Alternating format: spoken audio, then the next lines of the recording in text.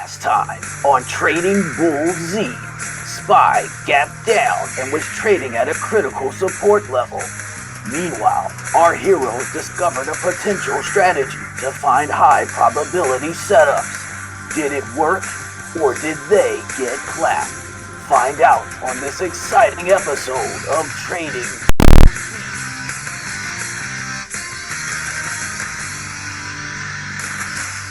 What's going on, Z Traders? Zeno Trader here, and today we have a lot to discuss. We're going to be getting into a lot of great stuff today, a lot of great plays, a lot of danger trading today. Today was very, very dangerous. There was a lot of traps in the market today. I did get stuck in some, managed to avoid others. Last minute Hail Mary touchdown pass that saved our P&L today. We'll get into that a little later, but first we need to talk about SPY. Holy geez, it came down tremendously there at the close, right before the close in the last hour. The market sold off. The Dow ended up closing down more than 400 points, and SPY is off by $5.83. Right now, it's still trading in the after hours, and you can see it's currently down on the day. Yesterday, we talked about this. SPY was at a critical resistance level, okay? And it for 2 days, it basically closed near the same price. But then today, it fell off the cliff. Okay, it broke this resistance level.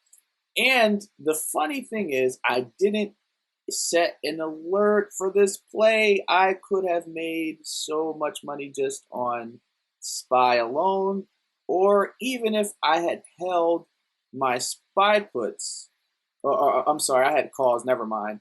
I got out of my SPY calls right at open, and gladly so, because look what happened. Right off the cliff. But I also posted in chat that SPY had come up and touched these levels 4 times. And whenever you see that, that's a strong indication of weakness with price action with the bulls. So the bulls have lost the battle every time we've arrived at this price level, and that is very key. So when we rejected off of it today, we didn't just channel around. We actually broke the support and fell all the way down, and now we're almost to the next pivot point, which is 283.79, which is the next stop on this bus trip with SPY. Okay, now it'll be interesting to see how this plays out. Is this going to be the beginning of the end for this propped up market? I don't know. You know, every time we've gone to bet against SPY in the past, it has never played out in our favor. Especially, you know, speaking for myself, those 417s, we all know what happened with that. Okay, so, but this is a very interesting situation, and I posted this screenshot in chat earlier around 10:30, letting everybody know, hey, be careful. SPY is rejected off of these points. You know, we're going to be looking for some puts down here, and what do you know, bang, I should have set my alert, but I had so much other stuff going on from now on. I had a lot of plays that, you know, I was in, you know, just trying to try new stuff, experimenting, you know, because it was kind of slow today, even though there was a lot of things going on, and it was difficult to find some plays that, you know, were high quality setups today, at least for me. I don't know about you guys, but for me, it was a little bit difficult today. But we did find some, and we were able to recover. we were down for most of the day by a lot. Okay, we were down bigly. We were down bigly, folks, and we came back in the fourth quarter. But yeah, so today we're going to be talking about a few things. Number one, what's going on with SPY, the correlation between SPY and its counterparts, and how you can utilize that to figure out how to navigate trading much better. Okay. Now, yesterday, if you remember, we discovered a theory about an indicator that was often used, but a big part of it was neglected, and that was VWAP. Okay. VWAP has three bands. When you cut it on TOS, most people cut them off and disregard the top and bottom band and just utilize the middle band. But we were able to recognize the value of having all three VWAP bands on the chart. So before we get into that, let's take a look at the inverse of SPY, which is VIX. So if we go and take a look at VIX, what do you suppose we'll see? Aha, the inverse of SPY. So I'm pretty sure a lot of people know this, a lot of people don't, but if you don't, I will go ahead and share it with you now. VIX can be used to essentially be a precursor to SPY moves, okay? So in other words, it moves the opposite way of SPY. So you can kind of use it to extrapolate where SPY is going. So if SPY is pumping, but VIX is pumping at the same time as SPY, you know most likely that's probably going to be a fake SPY pump and it's going to dump pretty soon. If VIX is dumping and SPY is pumping, it's a legitimate pump for SPY. If, VIX is pumping and SPY is standing still or moving slow, more than likely it's going to fall soon. Okay, so they move opposite to each other. VIX measures the fear in the market for investors, the volatility, the uncertainty. It represents all the nasty emotions that investors have compacted into a single index. Okay, now what's interesting, if you take a look at VIX, is it bounced. It was trading below the 200 MA for quite some time. And we know from the video yesterday, things don't like to trade below the 200 MA for a long time. Okay, the 200 MA is the bottom of all MAs. Okay, it's basically the safety net when everything else, all the other support levels fail. The 200 MA is supposed to be there to catch you, but sometimes it doesn't. And in those instances, just like price action always has to get back to VWAP, price action always has to get to trade back above 200 MA. So at some point, we had to know this was coming. So let us utilize the strategy from yesterday to take a look at how we could have predicted this. So we'll go over here to the Thinkorswim charts. We'll bring those over here. Okay. So we got our VWAP bands and we got SPY, right? Now, take a look at how SPY was trading today. So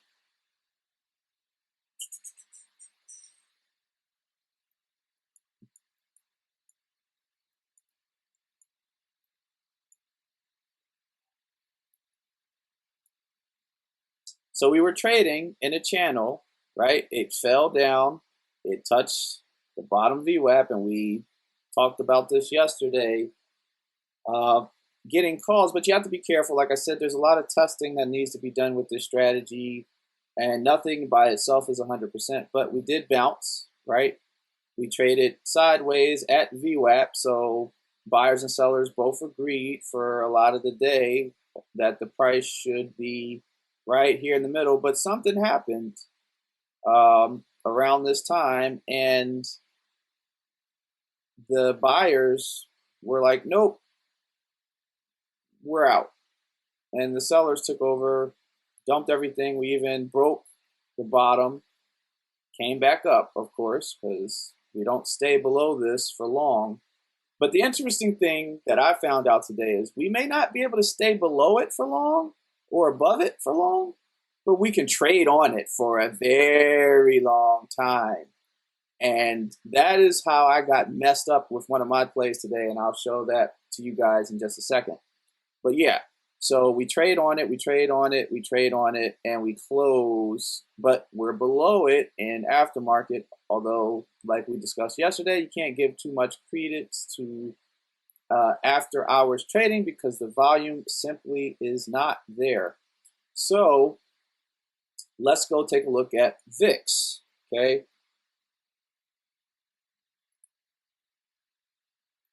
So same thing with VIX, okay? So at about 1300 or 13, something happened and the market started to get fearful. The fear in the market is rising, and it just kept going progressively, and bam, here we are. Now, whereas SPY is below the bottom VWAP, VIX is above the top right now.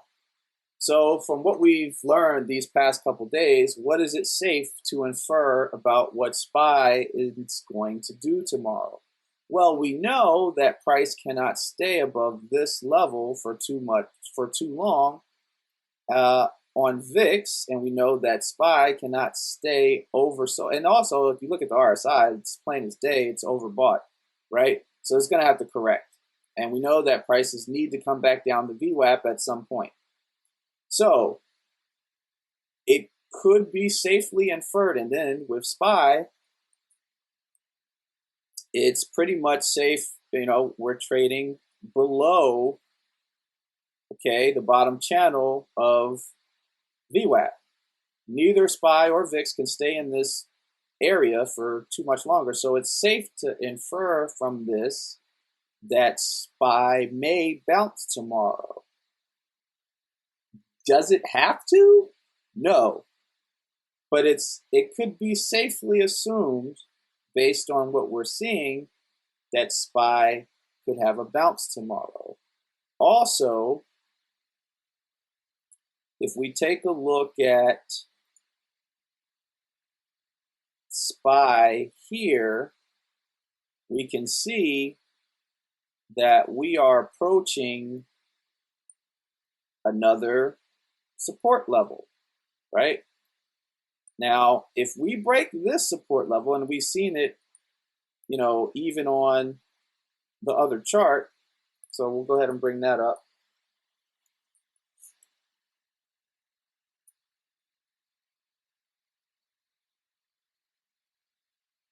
So we're approaching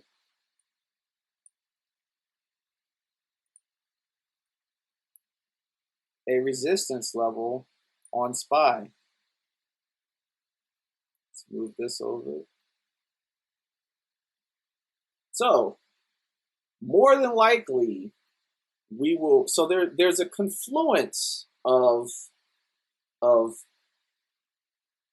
indicators that are coming together to tell us something. And as a trader, one of the best things you can do is develop a skill in, you know, reading the tea leaves, so to speak, right? And if over time you'll develop a second sense about this stuff, but for now, you want to look at a lot of different indicators to confirm a specific conclusion. But don't get caught up in confirmation bias. Remember to stay away from confirmation bias, okay? Don't set out to don't set out with the conclusion that you seek to prove. Rather, go where the data is telling you. And I'll get into an example about that here in a second. So, based on everything that we're looking at, SPY should gap up tomorrow, right? Doesn't have to. Of course, it could break this level. If it does, that's a quick down to 280. If we get down to 280, we're looking at some serious. There's going to be a serious fight between the Bears and the Bulls to keep this market up. Who knows if we break 280, that's going to be huge. Okay, so the other thing too that I wanted to show you guys is TLT. So you can see that when investors are leaving SPY, they're going somewhere. So they could take their cash and sit, but investors like to be in stuff. So TLT, what's interesting is that as SPY was falling, TLT was going up. And that's because typically when people leave stocks, they go to bonds. Bonds are considered safe. So, but the problem is that they're obviously not getting much on their money, as we know, because interest rates are basically zero right now. So yeah, you can follow the money trail.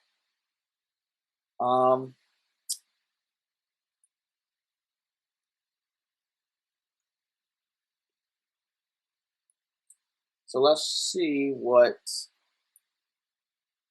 TLT looks like over here.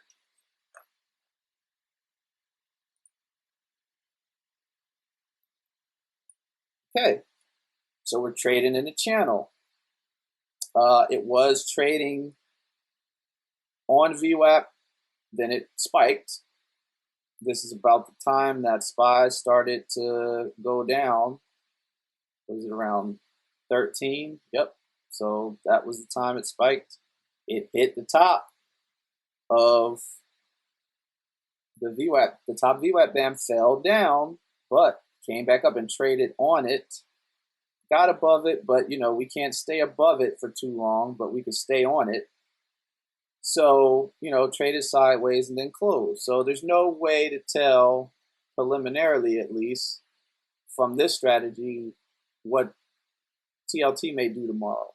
So that depends on what happens with VIX and SPY to a large degree. So now that we have that out of the way, leave comments.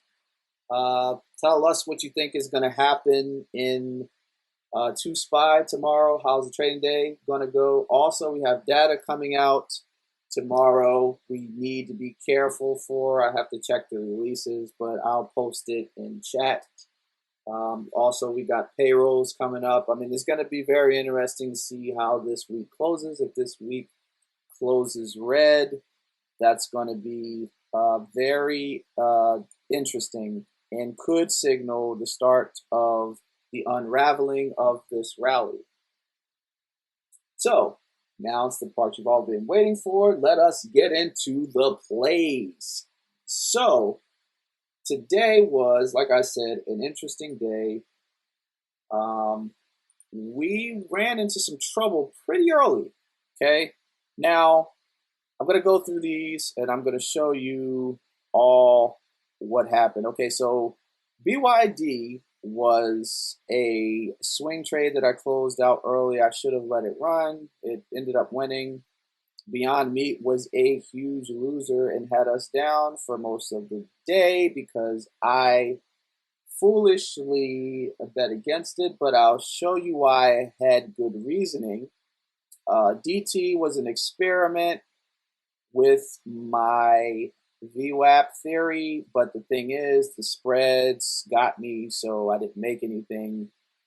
Facebook was the same thing. I should have actually stayed in, could have made some money. It took a dump at the day, Grubhub was the winner, came through in the clutch.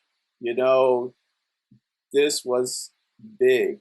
Okay, we needed that. These calls ended up saving the day.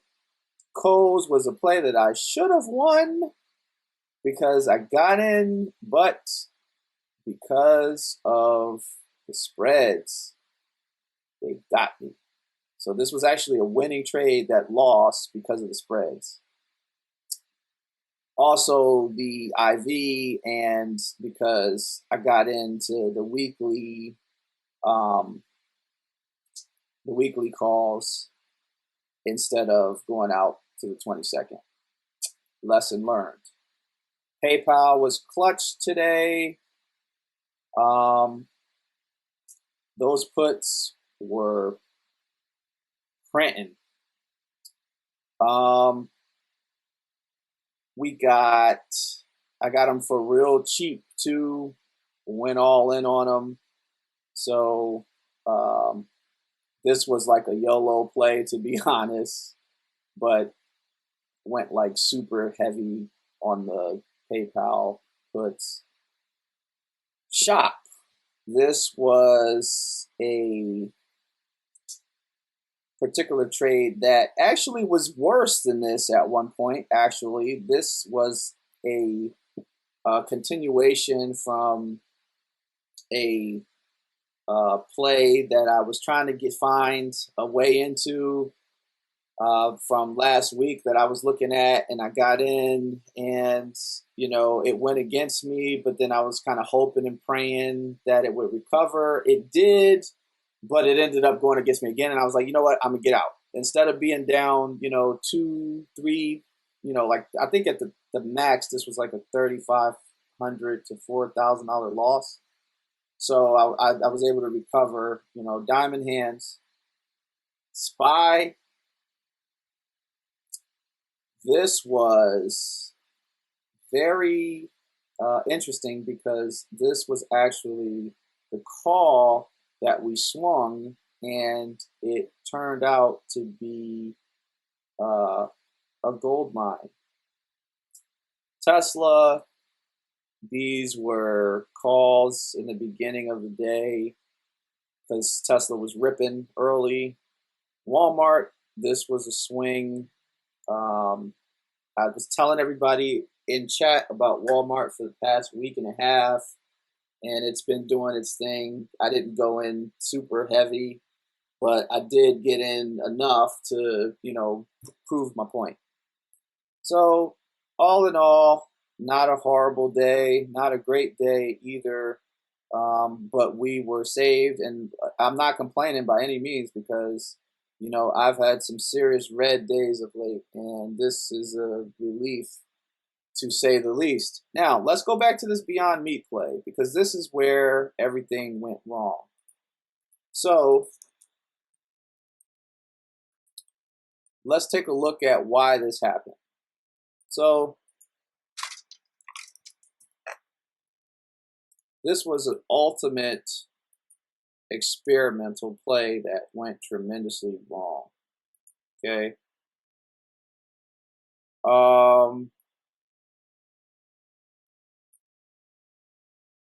So this is what happened.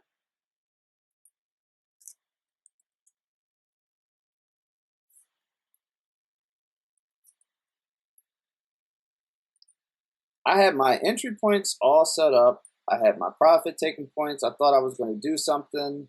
This was going to be the entry for puts because I was like, hey, look at this. It tapped this resistance level twice. It's going to get rejected, surely. Plus, not only that, guess what? Boom. It was trading, it hit the top band of VWAP. So I'm like, oh man, I'm in the building. And it's oversold on the RSI? What? Come on. Can't do better than that. I'm in the building right now. I'm about to put this to the test. Winning bigly. Got clapped. Now remember we talked about this. It can't trade above it for long, but it can trade on it for a long time. And I should have known something was wrong when it was trading on it. And but I got in way too early. But then it started trading on it, trading on it, trading on it, and I'm like, damn, what's going on? Shouldn't we be falling back down? On it, on it, on it. Hit Finally hit the top, fell back down. So I'm like, oh yeah, I'm about to be in the building. Nope. Went up. This time when it fell back down, I got out. I got out right here. I was like, you know what? At this point, the day was still everything that was up. And I'm like, you know what, man? Because I had planned on swinging it just to see, like, you know what? But then I was like, it's been going up and I don't want to take that chance. So I got out right here like a dumbass. And as we can see, if I would have just waited, boom, I would have been inside the building, but now I'm outside of the building in the rain in the middle of a tornado. Don't be outside in the rain in the middle of a tornado. Okay? Learn from these things. I'm telling you this so that you can learn from my mistakes because it's much less expensive to learn from my mistakes than it is to learn from your own. Okay? In the future, if you decide to utilize this strategy, if it is trading on the top band, don't do it. It needs to hit it and reject off. I would say get in on the close of the first 5-minute red candle that rejects from this point, because that is when it typically says you're safe. Like this right there. That would have been perfect for puts. You would have been in the building down to here. You could have taken profit here, maybe written it back up, did it down, that sort of thing. So yeah, we got clapped. But our reasoning was solid, our entry was solid, but our execution and missing details that went over our head at the time led us to getting clapped. Fortunately, we were able to recover and get green on the day. But yeah, something to think about. So, Beyond Meat is down right now. What'll be interesting to see, though, is how this trades tomorrow because it hasn't traded down, for 3 days in a row now. It's been up. So if we go to also another thing before we call it a video here is the hourly candle. The hourly candles can help you tremendously determine the trajectory of a given stock. So, if you look at the hourly chart, it's more defined price movement over time. So if I would have paid attention more to the hourly chart, I could have saw how this was playing out, right? I could have saw that this candle is most times a bearish candle and is a signal for a reversal on bigger time frames. Boom. I can't stress this enough. You have to use multiple time frames in conjunction with one another to confirm trades. You have to, because if you don't, you can end up like me. Don't end up like me, okay? I got out by the skin of my teeth. on Hail Mary last minute touchdowns. You don't want to trade that way. And tomorrow, my trade shot is going to be a lot shorter than that because I'm not getting into everything under the sun. I'm going to be just waiting for the highest quality setups and then just playing those. I'm not going to be gambling. We're not at the casino, okay? If you treat this like the casino, it's going to treat your account like you going to the casino, okay? This is strategic investing, okay? This is not just throwing stuff against the wall and seeing what sticks. We all have emotions that we need to control in order to trade at our best maximum capacity. All right, so we're going to leave it right there for today. If you found value in this video, tell your friends, like, share, and subscribe. Please drop a like, murder the like button, destroy the like button for the YouTube algorithm. We're going to probably try to have a Q&A today. We'll see you guys in chat. Follow us on Instagram, and we will see you guys tomorrow. In an unbelievable turn of events, it looks like our heroes were barely able to escape clappage just by the skin of their teeth. Incredible! And Spy must have had Taco Bell this afternoon because it took a massive shit end of day. Will Spy be able to bounce off this important resistance level, or will it take another dump tomorrow? Find out on the next exciting episode of Trading Bull Z.